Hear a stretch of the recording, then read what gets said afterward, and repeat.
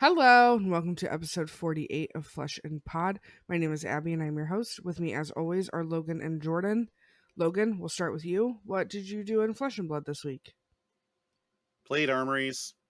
That no Talishar, nothing like that. Just played the two armories.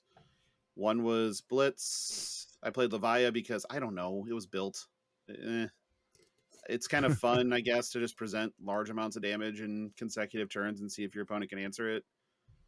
Then drafted yesterday Tales of Aria. I decided to draft Briar because Lexi I always draft, and it's fun. I like it, but got to try to broaden your horizons a little bit, and had a pretty decent Briar deck.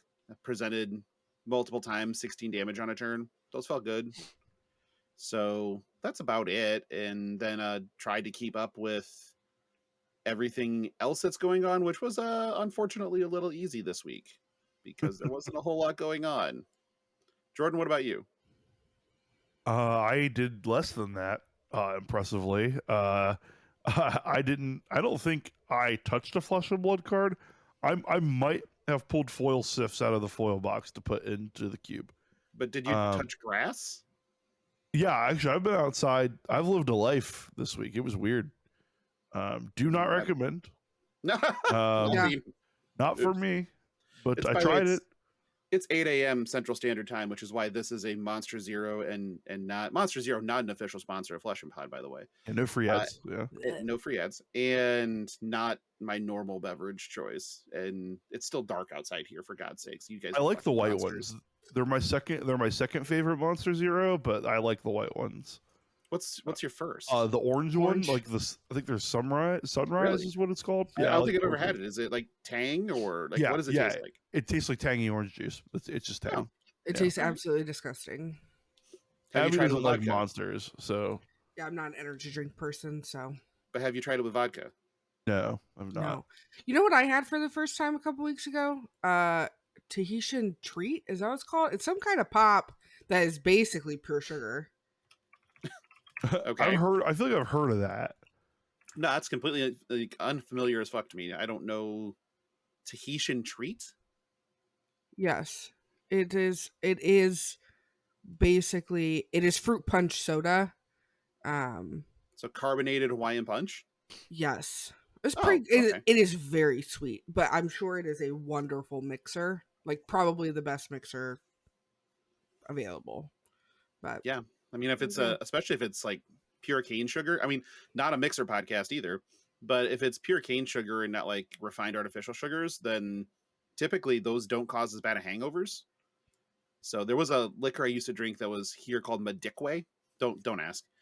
But Okay. it was made from pure cane sugar. It was basically midway between vodka and rum, but a little bit higher alcohol content. I could do a bottle of Madikwe in a night and not be hungover the next day. Wow. Okay. Well, Interesting. different times.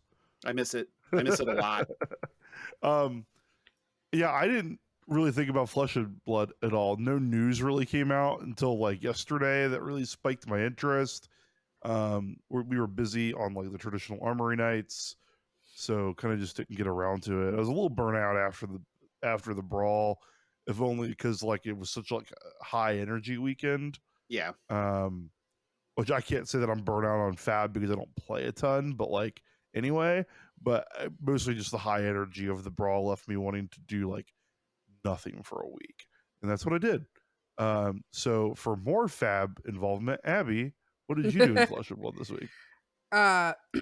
In Flesh and Blood, not a single thing. Didn't even think about it. However, we did try to mirror last weekend. So Friday night we went karaoke, and then yesterday we went to the casino with the Bartrams. So we're trying to keep the brawl weekend vibes alive. To be in my 30s again. Without any of the pesky card games that went with Yeah, it. right? Yeah. To be clear, we woke up today hurting. I know that we picked the morning record time over here, but like we walked around the zoo all day yesterday too. For like we were at the zoo for like 4.5 hours. Oh, I like the zoo. I love the zoo. My favorite exhibit was like they weren't there. One of the polar bears might be pregnant, so they yoinked her inside. That's my favorite exhibit. But for 4.5 hours we walked around the zoo. My little back, it's got to carry a large man when it walks around, and I'm tired. I'm so tired. But I think we had a good week though. Like I'm excited for, I don't know, just the vibe It of was a Flesh good and little. Blood. It was a good little reset. I mean, honestly, you're right. The energy output of the Battle Hardened in Columbus, the Brawl weekend, was a ton. I did not realize how much output it was until about Wednesday, where I'm like, God, why the fuck am I just still drained? And I'm kind of like back up to normal, I think, right about now. But it took some time, just to get back to being even. And sometimes it's I didn't sleep because Marvel Snap was too close to my hand, Mhm. but also not a Marvel Snap podcast. But that's, I mean, that isn't all of it. A lot of it is this the kind of drain, the emotional drain, the energy drain, all of that. But I did see, Abby, that you had the most number of pictures of a human being on fabtcg.com from Battle Hardened Columbus. So That's right. congratulations on That's right. multiple photos. I took it into my work and let everyone know that I would soon be famous and quitting my job. That I am Queen Nerd, and Right. I will be famous for that. And you are all now my subjects. Yeah. No one took it seriously, and everyone expects me to continue to go to work. But maybe What a one shame. day. Yeah. Very disappointing. Let's make your stick a beating again. Yeah. Yeah. All right, let's move into it. We'll get started. So news this week. We've got a new class. Did we confirm it's a class? Yeah, Assassin is a class. Okay. So we have a new class. It's Assassin. We got a video yesterday? Friday.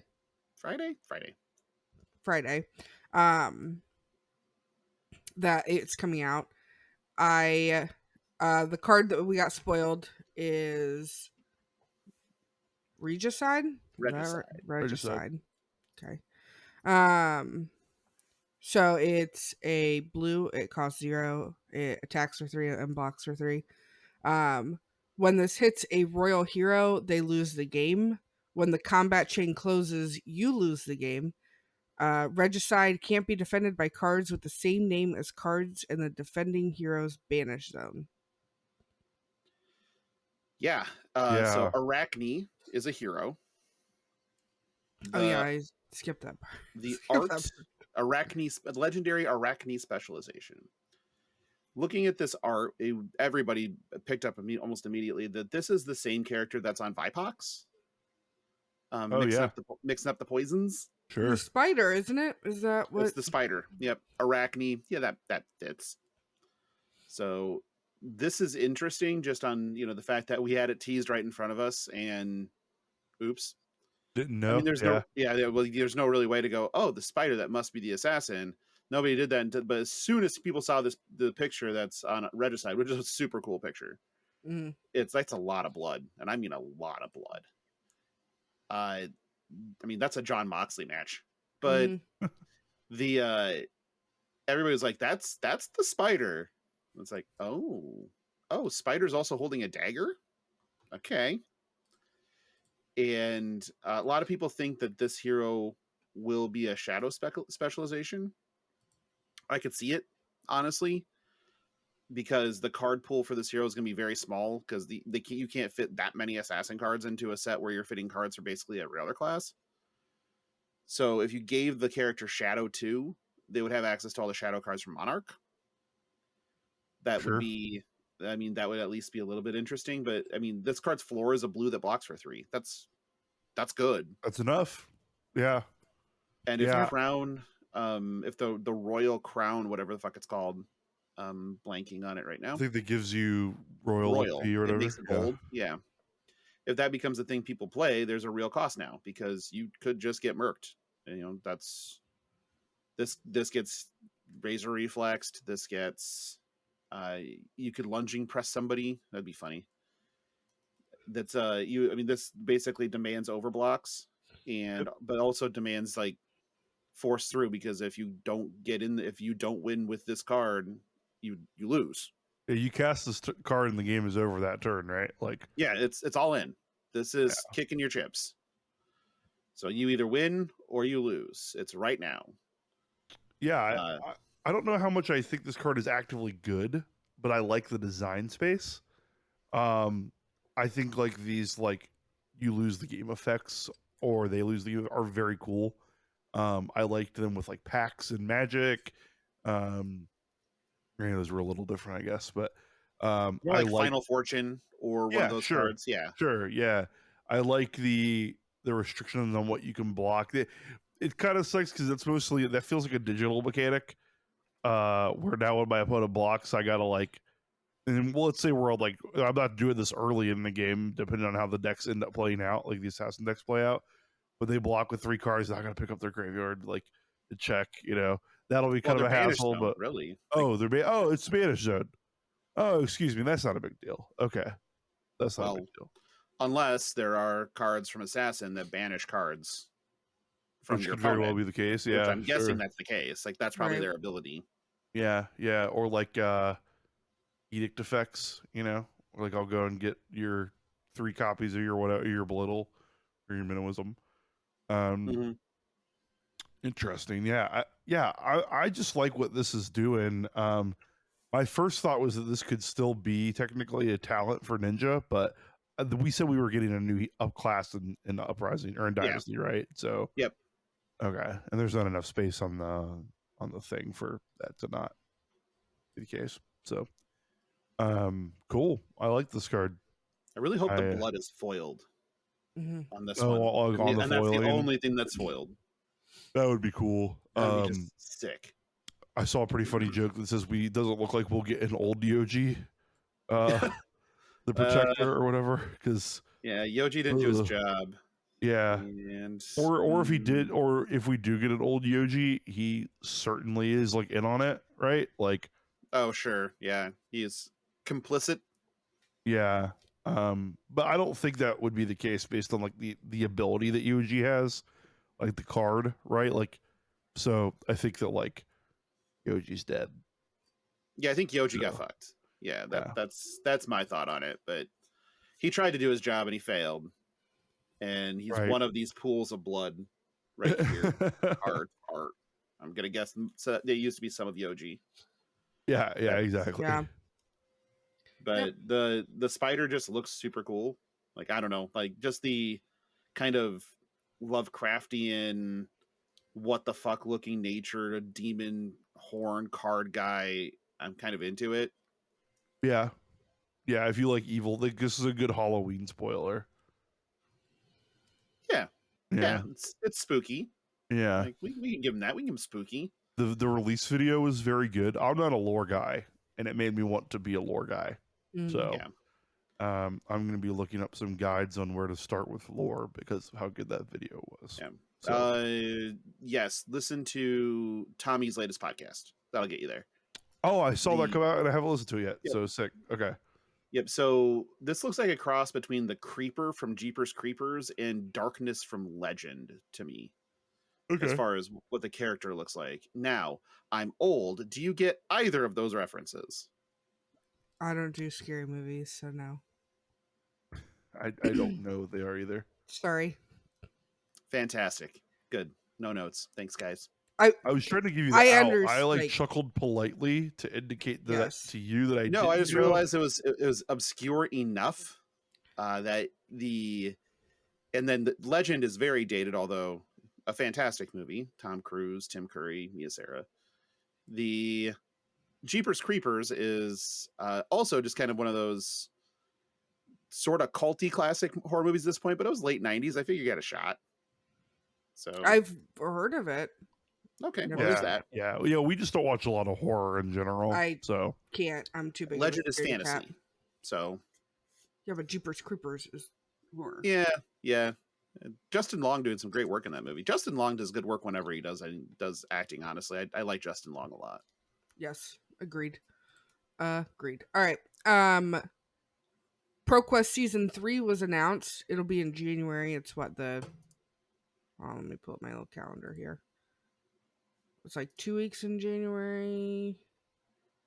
I mean, The I think it runs from the the first 14th weekend of of January to the last weekend of January. Is it? that long? Oh, that sounds No, very I think long. it's I I think thought it it's was the like the second weekend in January. 14th to the 29th or something like that. Yeah, that sounds the 30th, I believe. Oh, But it's just maybe those I'm 3 wrong. weeks. Okay. Yeah. So you get 6 cracks at the whip if you want it. Yeah. Um, And yeah, I already have quite a few on the calendar. So um, I have 3 on the calendar right now. Looking to add a 4th probably. Stupid wedding's getting in my way. Not a stupid wedding. It's my Mm, sister's wedding. It'll be fine. okay. it is Uh, getting in the way though. yeah, like it's one of those things where like Fab has so much stuff that like it's very hard for there not to just be life events that like come up, right? Mm-hmm. Um, so, but that being said, I think I'm gonna play. I'm gonna do some road hiking for this one. I'm gonna be going to Green Are you Tree in now? Pittsburgh, for theirs. I'm gonna go to a PTQ in Charleston, West Virginia for theirs. I'm gonna play the one in Dublin at Beyond the Board, and then I'm sure I'll find one on the 29th to play. So this is all, of course, depending on like Weather.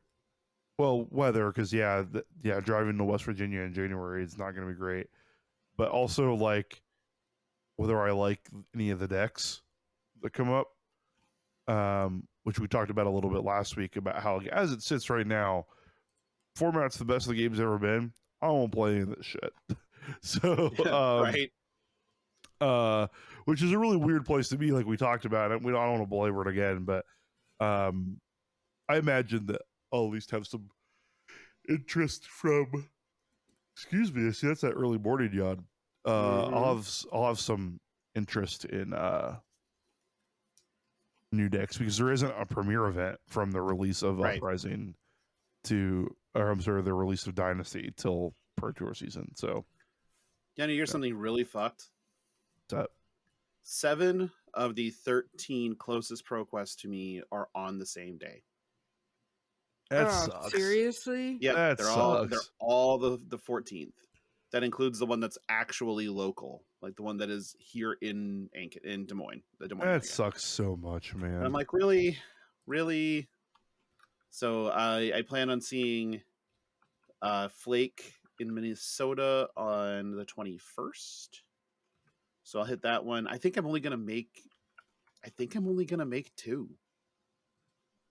Wow, And that hurts that my heart. sucks. But that's because of that. Like, That's such a downer.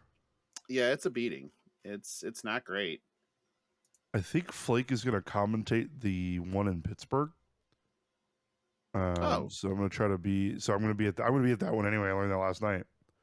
It was kind of cool, but there's quite a few. I tried to find one for the 29th. I don't see anything on Gather yet.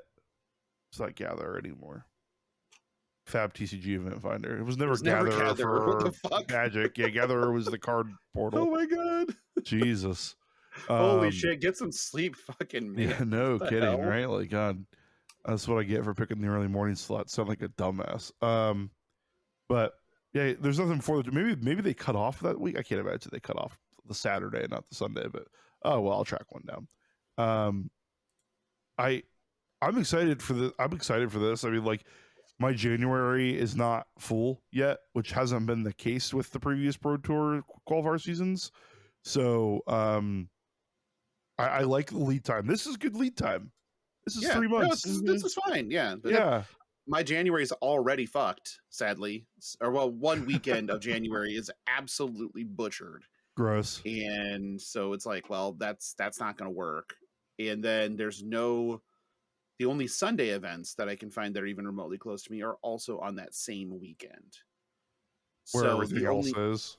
right. So my only options is like on the weekend of it's tempting on the weekend of the 21st to go to Columbus, but you guys are busy Mm-hmm. and won't be around. It's like now I've lost some value there. Like I can be in Columbus and not hang out with everybody I want to hang out with. So that's kind of feels pointless. Right. So it's I don't know. Like I said, I think I'm gonna make 2. I think that's it. That sucks. Well, hey, you Yeah. just gotta spike one, and then the extra one, spike the first one, and then you don't even have to go to the second one. No, because he who will not be named is probably still going to be in my car for both of them. Oh, Mm. he's gonna steal the braid cell. Yeah, but if he dresses right, he has 2. It's unfortunate. It is Yeah. unfortunate. Yeah. Who it let is him what it have the bummer. is. second one? I've heard you guys reference the second one a lot. Who let him have it? A wig. I'm pretty sure it's the wig Oh, that Mm. gives him the second don't one. give him the wig. Listen, don't give him the wig. That's too much. He has the wig. I can't Take not. it from What him. am I going to do? Just take Take the. You mean just take the wig? Yeah, that's what I'm asking you to do. But then he'll wear the banana costume, and he's even more powerful. Oh God, 3? Yeah, he could go to trips if he wanted to. Oh God, But who's gonna willingly sit through a fab event with a fucking banana costume on? God, Sounds wow. awful. Awful. All right. Spoiler season really kicks off today. 30th, yeah. Yeah, so we have DM Armada today and then a bunch over the next 3 days. 14 Like, the next day. Then we're off to the races. Speaking of things that nobody knew, DM Armada just is one of the best fab players in the world. The guy Goliath Gauntlet Crusher. Yeah, right. The breaker of brackets. Like, Yeah, the man is a monster. yeah. Steven, if you're listening to this, all those people had a family. You could have shown mercy, and you didn't. This is on you. Yeah, I that tournament's been very exciting. But see, because I remember when it started, we said, "Why are these two Jobins in here? Like, get them out. Like, get somebody that'll like win some matches in." And hey, all right, my bad. For the record, my criticism, the only criticism I had for a participant was Doa, and that was rightly so. He kind of ran into a buzzsaw, I guess, not rightly so necessarily, but we stand Stephen Cookus in this house. It was almost like unfair to Doa to a large degree. Yeah. Like, I think it's cool that like he commentator Doa. Yeah, Cassie Worlds, and for people that haven't heard, that aren't old, that haven't heard Doa commentate, you are in for it at Worlds. The man is immaculate. He's the reason that I got into content creation. He's the reason that I still think StarCraft is the best esport. Like, I don't even know if he would say that anymore, but like, he's very good. I'm very excited for you to like get to involve in Doa. He is what I want TCG commentary to be. I'm not under the illusion that like this is my rant. I'm not under the illusion that TCGs will be a real esport. I think Magic has shown us that that's probably not the case. It's just not. Cards are just not really the correct avenue for it. But Doa does really good, and I think he will bring it up a level. So I'm excited for that. Then he brings 79.5 thousand followers every time he tweets about it. So like, there's some degree of just nice to have him. That's real, yeah. But I also, if you remember correctly, I had the spot on Majin Bay for introducing him to the world, and my entire thing was, dude's good, don't fucking sleep on him, and no one listened. Yeah, because he was Legends of Runeterra, right? Yeah, yes. I have sat next to Caleb at a Top Golf where he would go up, take his swings, and then hop back onto his phone playing Legends of Runeterra. So the man is a monster and is continually like grinding, and he has that mentality where he can just keep going. So it's wildly impressive what he's been able to do in Runeterra, and then now he just like, yeah, these skills are transferable. Look. There you go.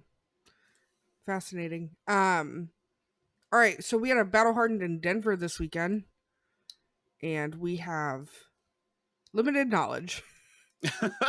Well, again, this is what we get for doing like a 9 a.m. Eastern time, just 8 Central. Listen, we're busy. We got stuff going on. You have an F1 race. That's busy. That's the not F1 busy. race is what precluded the 6 o'clock, but the one disagree with me that the morning records are superior. In what way? They're vastly so. Oh my god, they're done. We're done. Oh, You have yeah. your whole day. There's not this 3-hour break in the middle of the day now. Like, oh my god, these Yep. morning casts are chef's kiss. Like Chef's the end of kiss. day recording, so I can have a couple of drinks in me and go to bed with some good vibes. That feels good. No, I get it. I just think for like optimizing your day, they're abysmal. Like in terms of like, especially because like for us anyway, based on like when we do dinner and stuff, or when we would run errands, like from here we can go do the rest of our errands for the day and then just be done.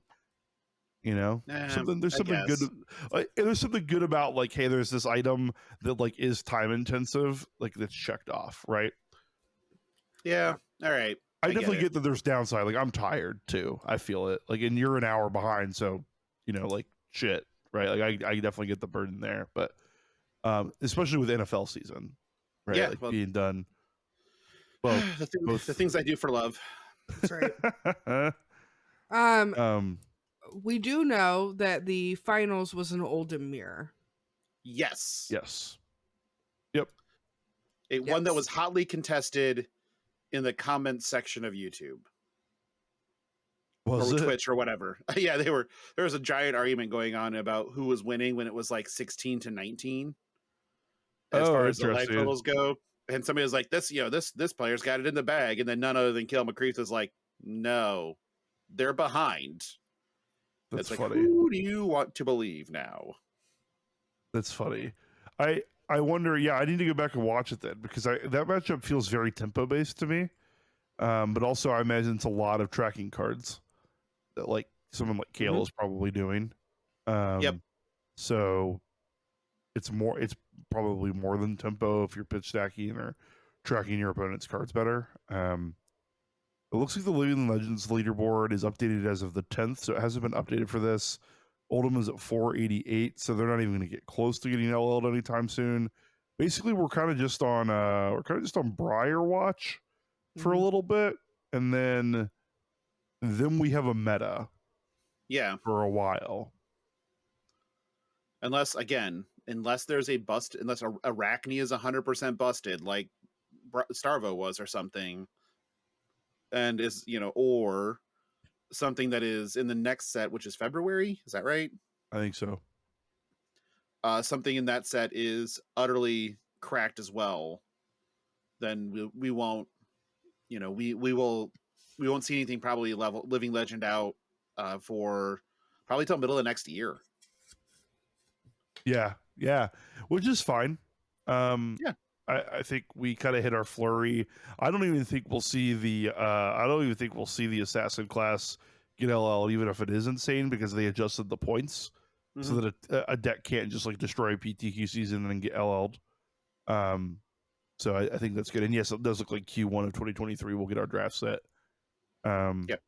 According to the Fat PCG website. So yeah, so Briar needs what, one ProQuest or one Battle Hardened? Briar's at 922. Oh, it's only 922. Yeah, it's got Briar some needs a heater. Yeah. Well, Briar wins Worlds, it's over. But Worlds isn't enough. What? Worlds is only 200 for CC.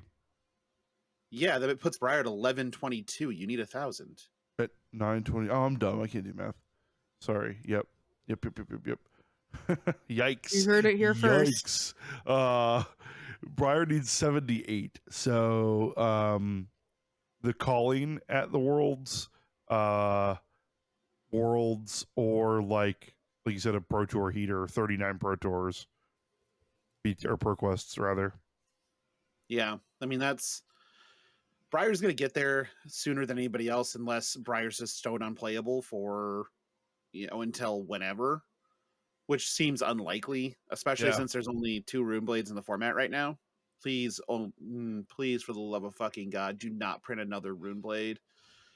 And so I'm curious, is it going to make it or anytime soon?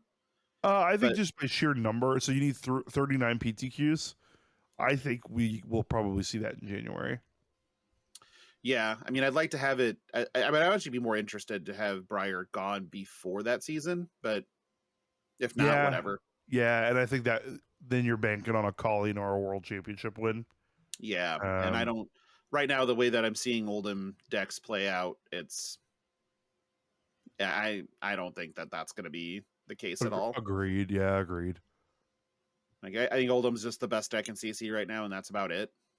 That's granted. Yeah.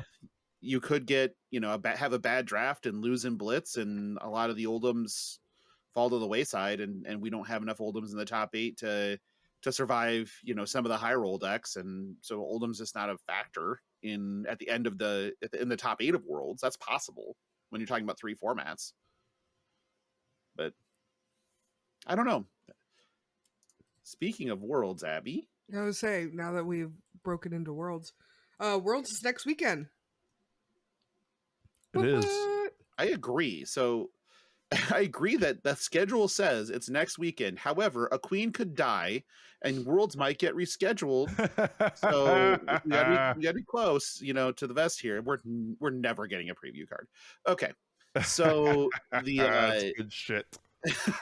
I mean, it's great, shit. Right? No, well, it's in America though, so if the queen dies, like World's prize pool gets doubled. That's that's right. And also no healthcare. But yeah, and your deductible goes up. Yeah. Your deductible goes up. World's prize pool is doubled. Everybody gets a free gun. There, we did it. So we're the worst, and we're about canceled at this point. So let's keep going. Yeah. Jordan, I kind of just touched on it already. I don't know how. I know you consume a decent amount of content on a normal basis. I know that sometimes that loop gets broken. Yeah.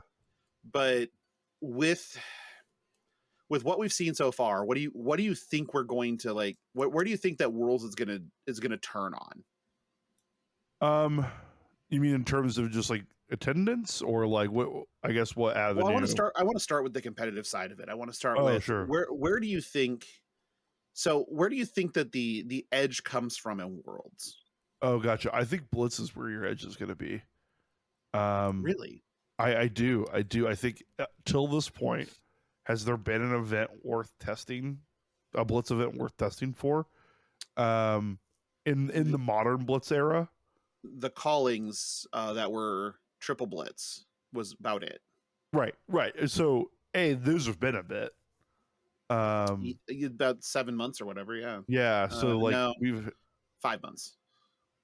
We've had a full two sets, right? We've had Everfest plus Uprising since, so like I think like getting the best players in the room to work out this format that is supposedly high variance and unskill testing, I think there's a lot of edge to be gained in there. From their perspective anyway. I don't know if I think that like Blitz is bad or good or whatever. I don't particularly enjoy it, but like I don't think it's bad. I just think getting these guys in the room to actually test it is mostly the important part. And I think that that's not been done a lot. So I think for most Blitz tournaments, people go, okay, I want to play before it got LL'd Viserai or Oldham. Now is more the predominant one. Well, we haven't angle shot those yet, so we haven't broken those down, and we haven't figured it out. So I think there's a lot of edge to be gained in there. There is a lot of edge to be gained in CC still, because the format was so wide open after the national meta. But like tackling Oldham is going to be a really big challenge. So I think that a lot of people will just default to play Oldham or Double Monster show. Man. There you go. We'll default to Oldham and then try to spike Blitz, or I think like Michael Hamilton, the guys that have like Oldham experience that are Oldham gods, have a massive advantage because you can kind of set that aside and go, okay, well the meta hasn't changed since Battle Hardened Columbus, so I can just focus on Blitz, and draft is draft. I don't think there's. I think we've reached parity on. We have. Yeah. There is still. I think so. There's 6 rounds of draft, right? Like if you're making the run, so there is some edge in there, knowing that you can look at it. Because there's card evaluation that still exists in Uprising Draft as far as boom bust prospects. when you pick, especially early. You talk to people and you can talk about how one mispick tanked their draft in pack 1, and that's real. That is a thing. So, but Uprising draft is mostly solved. We can, I think, all agree on that. So it's just executing whatever strategy that you decide you want to execute. I'm pretty sure that the majority of people walking into a draft are going to be walking in looking to draft the best 2-1 deck they can. And then the other one is your dice roll or whatever you want to, however you want to what's the word I'm looking for? Evaluate that? Maybe, I don't know. Yeah, however you want to phrase that. Yeah. So fucking you and your early god. Any rate. So I also think that, and this is, we know now because they have out, like LSS James White has outright said it, that Dynasty was supposed to be out for Worlds. We know that was supposed to be released prior to Worlds. The other thing that makes sense. Yeah. Yeah. Well, he just, they actually said it, like, but supply chain issues made it so that was impossible. Shocking. Right. And yeah, Abby knows that one all too well. It's not getting better. Not anytime soon. And is there still a barge stuck? At any rate, so we know that was supposed to be there, and so we know we're supposed to have a different meta. And I know, so that means there had to be some concerns that existed within LSS that this metagame would be solved and stale by the time we got to Worlds. It sort of is. It is fairly solved in a lot of ways, but the solution to this meta is that there are 8-ish viable decks, and that's still diverse. That's a lot, and it's really difficult to prepare yourself to beat 8 decks. So if you think you're walking into a room of Oldhams, bring a gun to the knife fight and play Dash and just make them cry. If you think that you're going to be okay, people are going to lean into Fi, play to beat Fi. And all the Oldham decks kind of just ditching all the Earth cards outside of Autumn's Touch is the way that they're going to do that, because it's just, block, ice react, hammer you the entire game. That's all they do against Fi, and typically it's good enough. The block with Stalagmite in the correct spots. If you look at Blitz, it's, again, this format was supposed to be shaken up with Dynasty, and it's not. But no one, like, Blitz is probably the most wide open of these formats. So I agree there that you're going to have if you can get to that point of the tournament where you're live and you have the Blitz reps, that person is favored by and large to get through the Blitz rounds to make top 8. Again, the problem is getting there, and it's going to be who had the most time to figure Blitz out. But there's going to be a ton of people that are just kind of just said, it's Blitz, I don't care. And I think that's problematic. It's 296 players. It's not like an 800 person calling or whatever. Right. So there's going to be some dilution, and but you have teams, like you have national teams now. So Poland is probably all on the same deck. You're going to see a lot of homogenization happen. You're going to see a lot of optimization happens. And that's probably a good thing now that Dynasty will actually be out soon, because holy shit, we'd be looking at everybody just taking whatever the best looking Worlds deck for a hero was and playing it, and everybody's just be ramming, their heads into the same wall over and over and over again. So I'm glad that's at least gonna be changing soon. But I think you're right in that Blitz is going to have the most impact ultimately, but getting there is going to rely on the other skill sets really heavily. And so you can't just say, okay, I'm going to get Blitz and hope to God I get the right constructed matchups. Yeah, I agree with you. I think this Worlds will be interesting from a viewer perspective. I think from the perspective, your constructed games are going to be an hour, especially your Dash Oldham ones. They're going to be a long hour. They're going to be almost a boring hour. Your Blitz games are going to be over in 5 minutes, and we'll catch you next round. And I think that'll be interesting too. I just hope that everything matters the way that we're hoping it does. I'm in favor of Blitz being at this tournament because of all the reasons you said. There's edges to be gained. The CC meta is what it is, and there's a lot of room to explore. I just hope that we're right, because I think Yeah. the viewability of Worlds depends on that a good bit. Now, Yeah, what do you mentioned 236 for the players? What would be 296. 296? Excuse Yeah. me. I remarked how that number felt weird to me in our Discord, because it is bigger than like an exclusive event. Like Magic has like 30 people for their World Championship or something, like 24 people for the World Championship. But it is smaller than like a Pro Tour, or definitely smaller than our calling.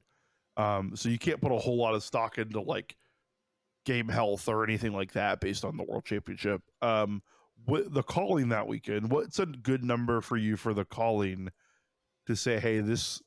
We talked a lot about this in Discord this week. What's a good number for you for the calling to say, hey, what this number means that this game will get a ProQuest Season 4 if the number is this?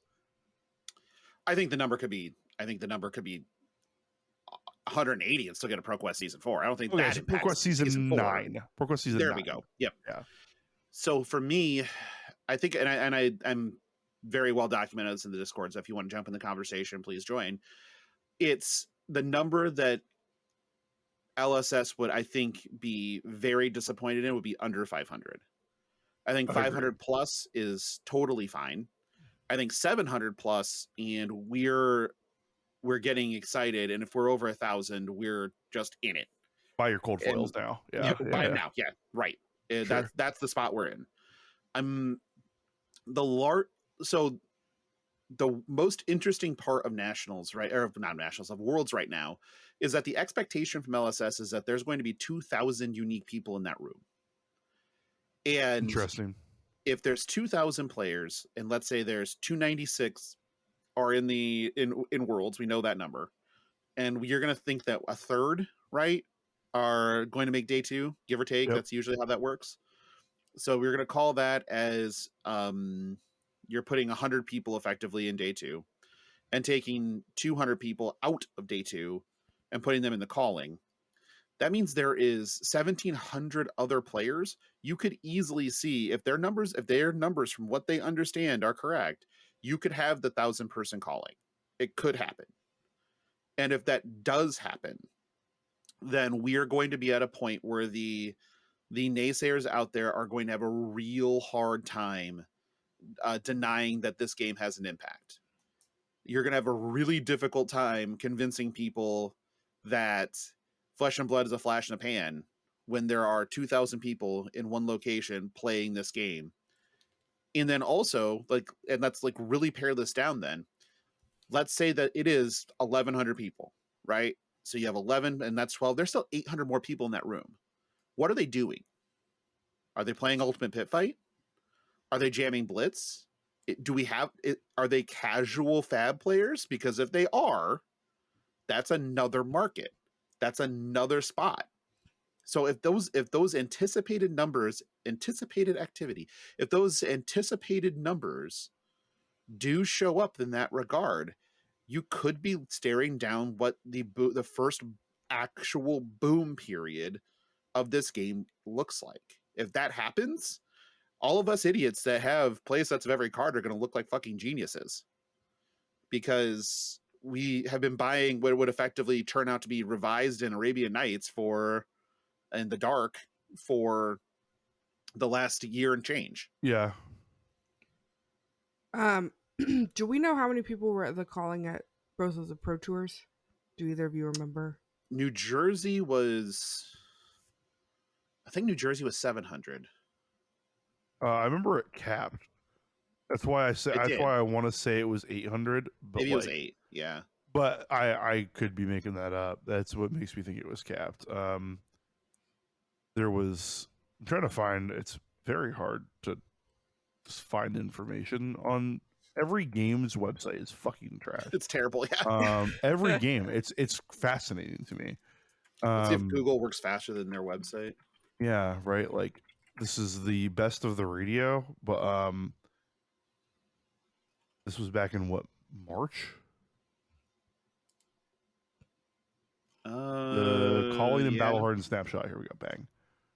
Come on, baby. It's on the second tab when I Google calling New Jersey, by the way. I had to go to the second tab to find. Yeah, great radio. 13 intense Swiss rounds, 782 people. So, yeah, I thought it was 800. I thought it was close to 800. Okay, so yeah, that was the number like they could hold. That event could have been bigger, Right. mind you.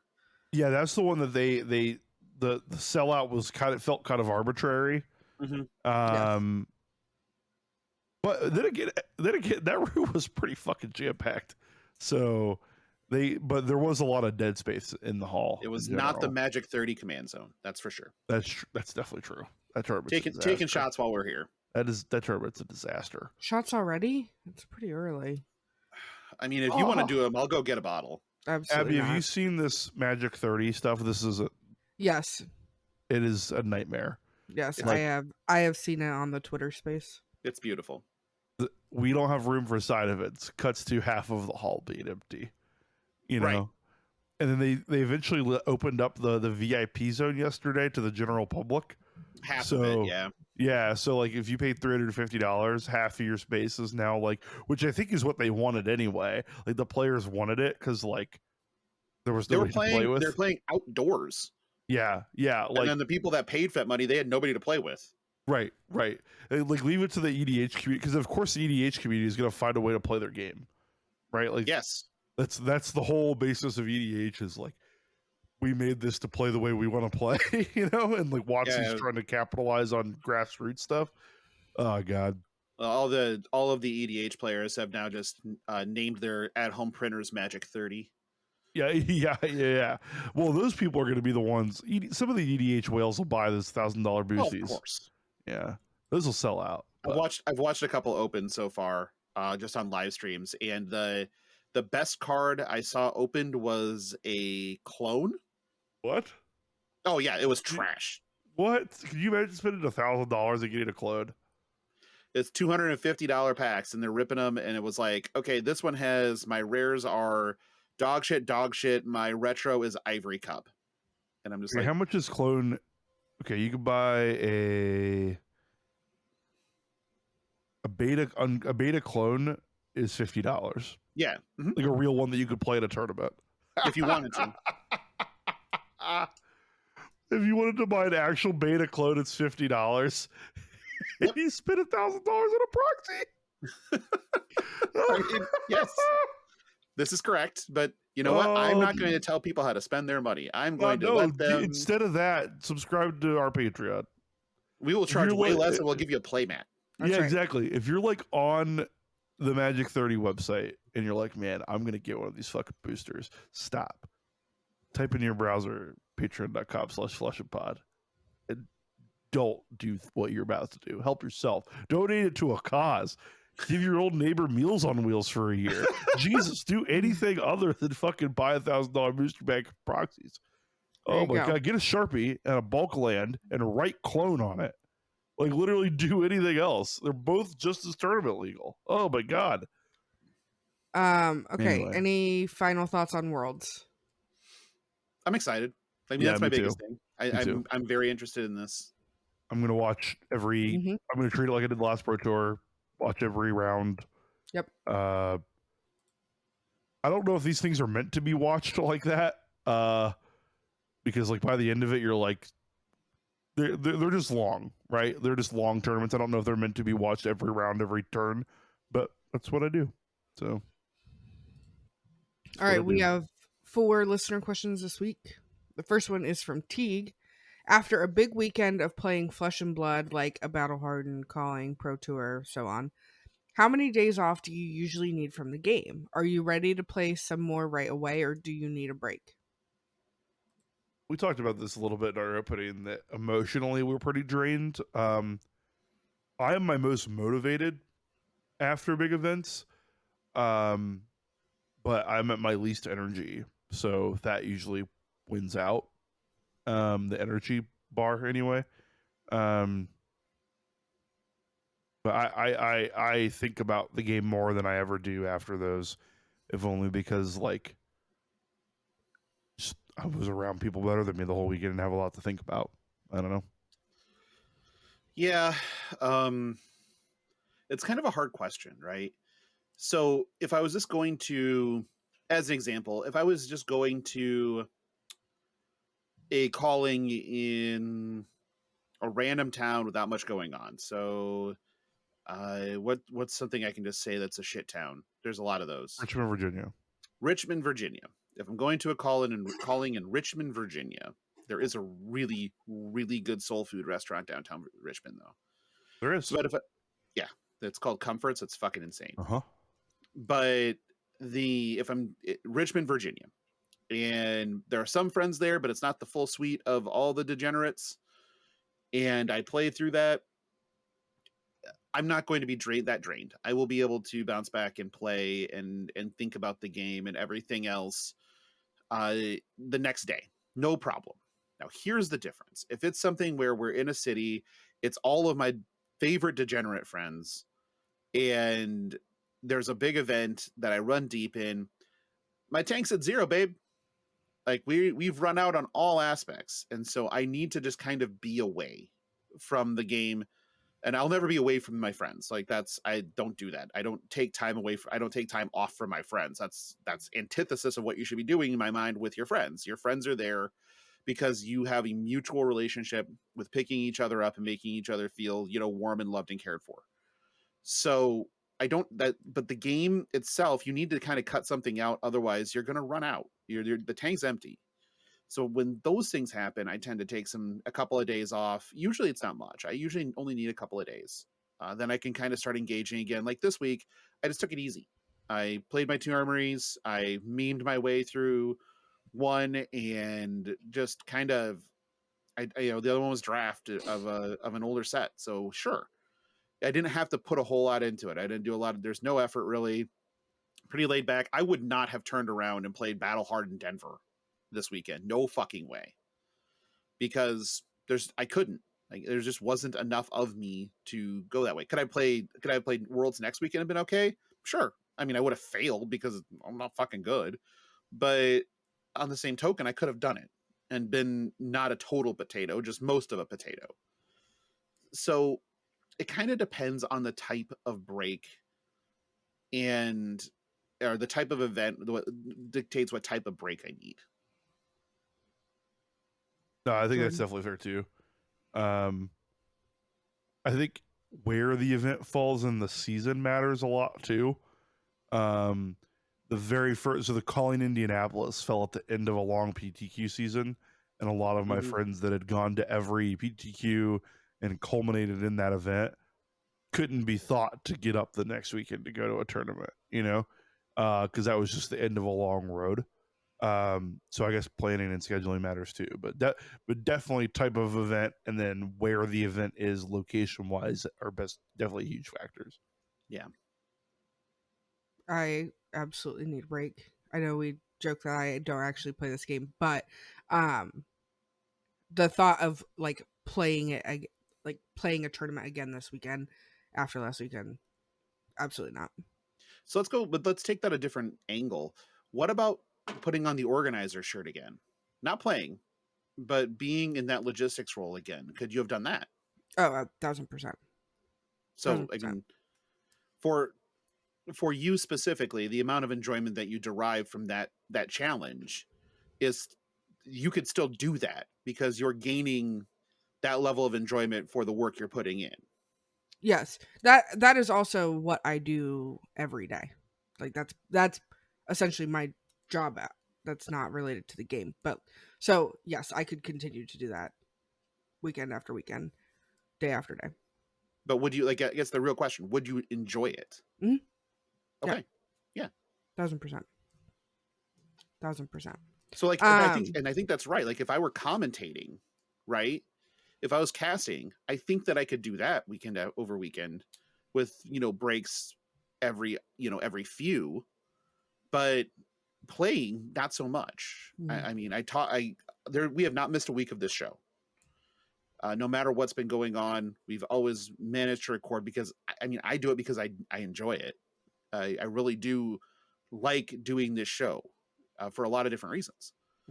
But I think that that's the difference, right? I enjoy playing the game, but I don't enjoy it as much as doing this. Right. Agreed. All right. Question number 2 is from Heldenhammer, and this one is for Jordan. It's a 2-part cube related question. Jordan, do you want both questions now, or do you want to do the first one and then the second one? Let's do the first one. Okay. What do you think makes Dory so good in your cube? I've excluded her from mine because I'm not a fan of Warrior. Yeah, it's interesting because I think when Logan and I talk about the cube, it comes up a lot that we think, I thought anyway, that she would be bad initially. Not enough ways to give the weapon go again. And it would just be like one big attack maybe, or you'd rely a lot on generics. And then does that make your deck any better than any of the other ones? How relevant is your hero's text box, I guess, is what I thought would happen. I don't know. Because I still think that's true, that there's not a ton of ways to give your weapon go again. And yet we saw like Dory's make the semifinals and the finals of every draft so far. So I think maybe the axis on which Dory operates is unique, and then in limited, it never feels that good to block with like overblock, you know? And Dory can take advantage of the overblock of underblocking more efficiently than any other hero. So maybe that. Logan, do you have any thoughts on why Dory would be that way? I think you hit it. It's the guessing game. Is this the turn that I can just block 3 and they have nothing? Or is this the turn that if I block from hand, I get double Iron Songed and then hit again? Like, is this a turn I look like an idiot for blocking? Sure. And because it's a guessing game with no real information to work from and smaller life totals, plus when you're having to block like that, you can get fatigued at 30 cards. That's just another thing you have to think about. You still need cards to kill your opponent. So true. I think that's part of it, but it's interesting to talk through. I mean, there's a part of me that says Warrior doesn't belong in the cube because it's only 3 heroes now, whereas where Warrior has been tempered in other limited formats by a 4th hero and less options. So I don't know. Like for me, I think that it's trying to win the guessing game, and that's not a feel good. No, that's definitely true. I've debated cutting Warrior and going to Katsu again, or maybe going to like Ira. I'm What about sneeze. Brute? Was I quick enough on the mute button there? You were quick enough on the mute button. That was impressive. Let's go. I was quite impressed. Holy shit, I'm on it today. What about Brute? That's really interesting. I don't know. I guess you would have Mandible Claw as a draftable weapon. You'd have Romping Club as your token. You would get access to Scab Skin and all that kind of stuff. Or maybe you'd have Mandible Claw as your default. I don't know. That feels bad. No. That feels really powerful. I could see something like that. I don't know why I default to Ira. But I think Brute would be good. I think Rydar wouldn't be bad. Maybe it's something fun like KO. Because I mean, honestly, maybe it's something fun like KO. Because how seriously can one take cube? So I could see that too. Maybe Mechanologist, but Mechanologist doesn't play well with generics. No, and also that doesn't really fit. Yeah. So probably not that. I think a Brute is. A lot of people ask me about Brute. So I think if I were going to cut Dory, it would be for Reinar or Ira, probably.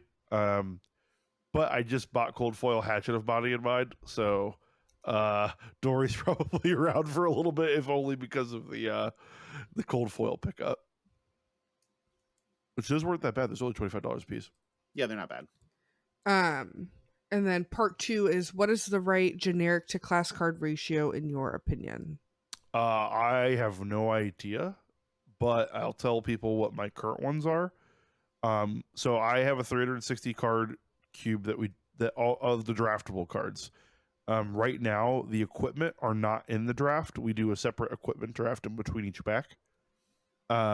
Weapons are like special weapons are in the draftable part. So if you want Runeblade, you'll have to draft it out of a booster pack. If you want Hatchet of Body, you'll have to draft it.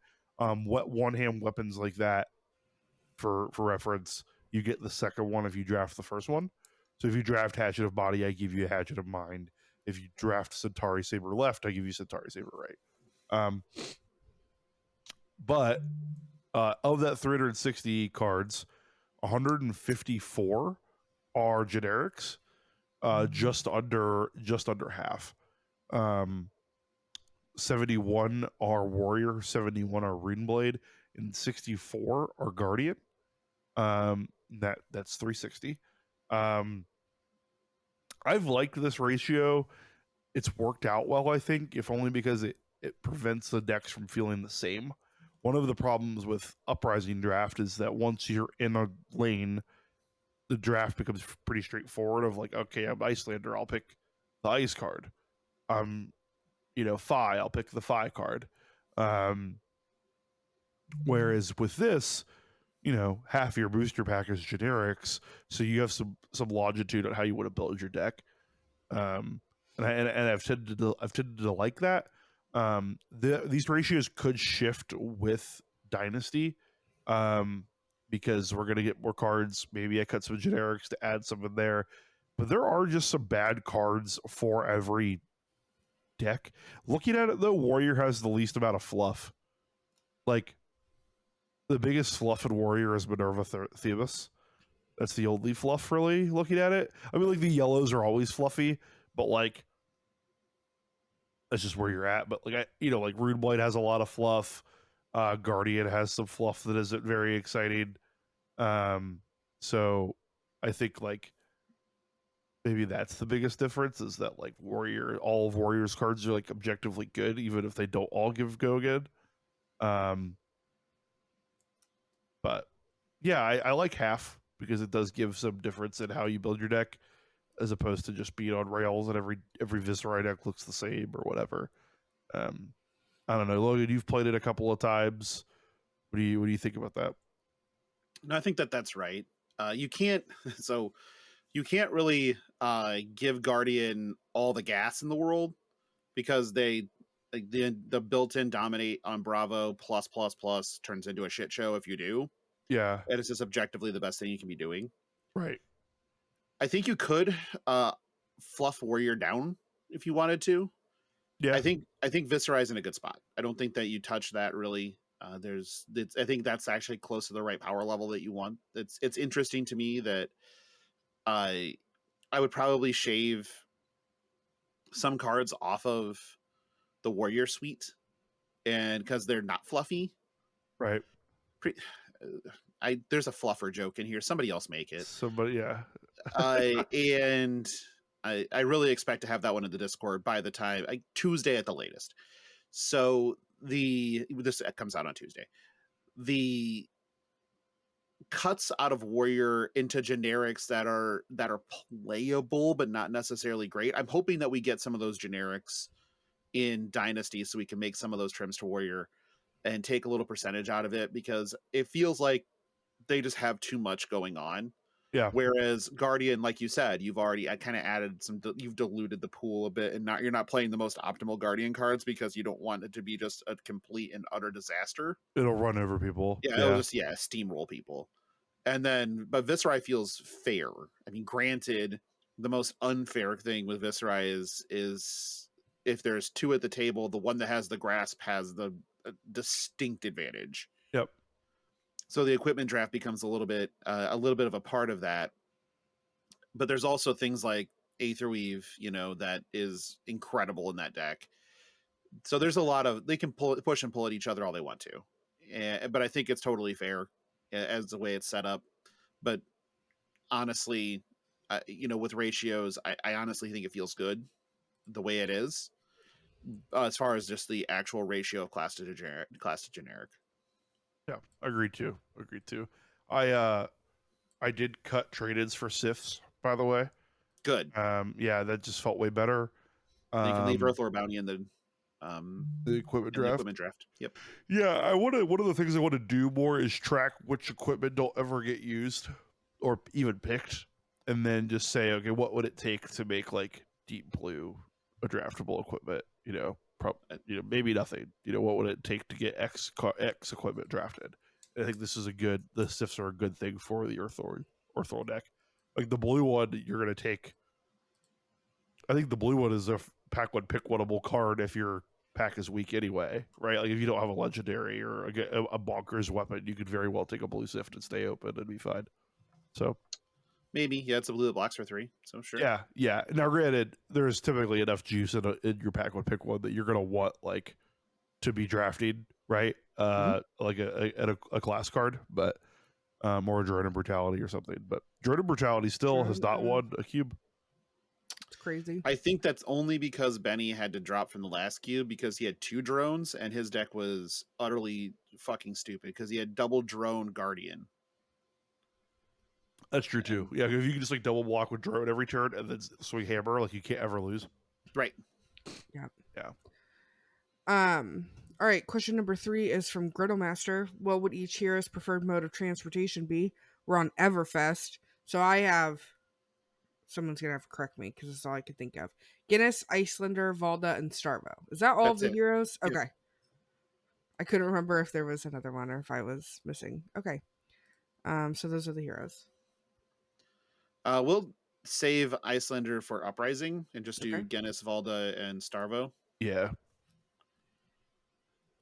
Guinness pulls his like little food truck around everywhere, like a wagon. Yeah. Just full of shit. Just because he's trading and buying and selling merch. Yeah. He's that guy. How familiar are you with like Wook or like EDM culture or like festival culture? Okay. No, so I look like one. I know that. Yeah. So there are guys at these that they'll set up like a blackjack table, except like you bet like a personal item, and then if you win, you get like an item from behind the thing that someone else had lost. And so like people will give like there was a guy at the last one I was at that like was married and he found out that his wife was cheating on him, so he bet his like wedding ring, and like lost. And just like I've seen people bet their phones and so you give like an item of value and then you win an item of equal-ish value if you win, and that's what I imagine Guinness does. Part of like in our like the real world equivalent of that. It's fucking nuts, to be honest. But Jesus. It's fun to watch. Okay. Oh, all right. Very fun if to you watch. say so. Oh, it's fascinating to watch. It's I would rip it. I would imagine you guys can appreciate it. I would say fuck the performances over here. I'm right here. Yo, yeah. The stakes here are way cooler than what's going on with that laptop. Exactly. Yeah. The guy push play, I get it. As fans of flipping and ripping, I imagine you guys can appreciate that. But that's what I imagine. I gotta go to one of these now, just to watch this, just to camp this the whole day. Yeah. What does Valda take? I mean, she drives a truck, right? It's a GMC Yukon Denali. Oh, she's got the Denali package. Yeah. She goes to the Denali package. Basically enough to kind of plow through things if need be, but also can carry the people. Starvo drives a Hummer that's modded with one of the fart cans. Nope. Starvo has a tour bus. Okay. Starvo is a rock star on a tour bus being catered to nonstop and given everything that he needs on his own whim at all points in time. Because that's just Starvo how he was printed. Fair enough. There you go. And then question number 4, what American sports team would each hero be a diehard fan for? Starvo's a Cowboys fan. Yeah, let's say Dallas Cowboys. I was on it, right there, just like, that's a Dallas Cowboys He's fan. like also a Golden State Warriors and a Yankees fan. Yep. And he's claimed he's been all of them since birth. Oh my god. Yeah. He's the worst. He's the worst of you people. If I just described you, fucking delete your phone. Don't even delete the podcast. Hit it with a hammer. Like fucking go get something heavy and hit your phone with it. You please don't. It. We need all our subscribers. Subscribe to the Patreon first though before you do that. Yeah, before you do that. I guess I would say he's a LeBron fan because he was a Heat fan. And then it was obvious that Cleveland had what it take to win a title with Kyrie and LeBron. He was a Cleveland fan, and then he was a Lakers fan Sure. when with LeBron and Anthony Davis. But now that they're bad, he's trying to figure out which team probably has the most right now to go be a fan of. So he might be thinking about becoming a Bucks fan. You never know. Mhm. And Or they he's could 100%. become a Cavs fan again because they're good. Like LeBron could go there. If LeBron goes there, then he will be. Yeah, right. Just wherever LeBron goes. Gotcha. Yeah, and then I think he also has a LeBum burner account though that like he gets to interact with, so he can farm likes. It's followed by Kevin Durant's burner account. Yeah, which one? Yeah, yeah, right. But he's 100% a diehard Dallas Cowboys fan at all points in time because 100%. he remembers 1991 better than anybody else. Despite being born February 2022, I love it. Yep. All right. Fucking Cowboys fans. Guinness would be. I don't know. We talked about Moneyball fans last week a little bit. Who would he a Moneyball fan, or would he like a merch chaser fan? Oh, yeah, sure. I could see him being like so like I could see him being a whatever team is selling the most merch at this point fan. Maybe he's just an Astros fan. Yeah. Which is unfortunate. I love those, yeah. Yeah, I mean, sorry, Mitch, but fuck you. Yeah, I guess. Maybe he's just a fan of whoever's got the freshest jersey that year, or like whoever has like the biggest star players for like trading cards purposes. Like he's really into like hobby boxes and like cracking. Oh cards. Yeah, he's busting Bowman blasters is what he's doing. Yeah, exactly. Prism, yeah, he's at the Target fighting people. He's one of those guys that's at the Target ripping all of the blaster boxes off the case. And some kid's like, I want just a pack of cards. He's like, absolutely not. This is money. And like scurries away. Time is money, friend, and this runs. Right. Yeah. Okay. Yeah. I don't know if he's a fan of any team like that, but Valda would be what, a Green Bay fan? Like just kind of looks like she's built for the cold and kind of gritty. I mean, I guess that's Oldham more than Valda. I had Oldham like a more Bears fan maybe. Yeah, I was going to say a Browns fan, if only because she's not in it for the good times, but the Bears are the similar deal. Like that kind of Rust Beltian grit. Like, there's a lot of similarities between Bears fans and Browns fans, I think. She's a woman, so she's not a Browns fan. That's fair. That's fair enough. Yeah. Yeah. She's a Bears fan. Yep. All right, there we go. Let's do our Patreon shout out. So for our executive producers and up, we have May, Philip, Taylor, Ed, Josh, Kenny, Nick, Teague, Ben, Corey, Alan, and Michael. If you are interested, you can go to patreon.com/flushandpod. We have 4 tiers and they are detailed out for you there. As always, you can find us on Twitter at FlushPod. You can join our Discord. The link will be in the show notes. You can give us a 5-star review on Apple or Spotify. You can like and subscribe on YouTube. You can shoot us an email at flushandpod@gmail.com. My personal Twitter is at AbbyD83. I took a hiatus from basically everything this week after last weekend's festivities. I don't think I've tweeted. We went to the zoo yesterday. I was thrilling. I'm exhausted. The railroads also might strike again, so yeah. Yay. Yeah. Things are going so well. Hey, you get a vacation soon. That I do. Yeah. That I do. Yeah, you can find me on Twitter at Logan Peterson. I really have not been tweeting a ton, just mostly reacting to other people tweeting because some of the tweets have been bangers and I just can't resist.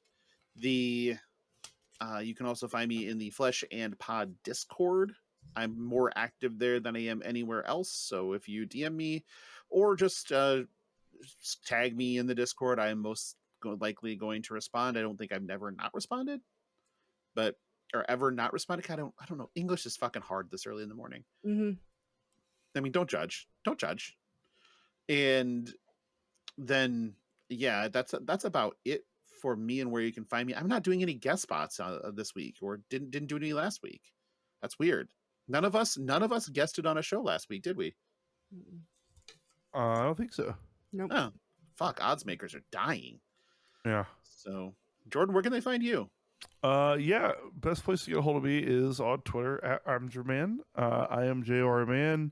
Links to all of our socials, by the way, are permanently in the show notes. So, Discord is also another great avenue. I, like Logan, have my DMs open to anyone that I share a server with.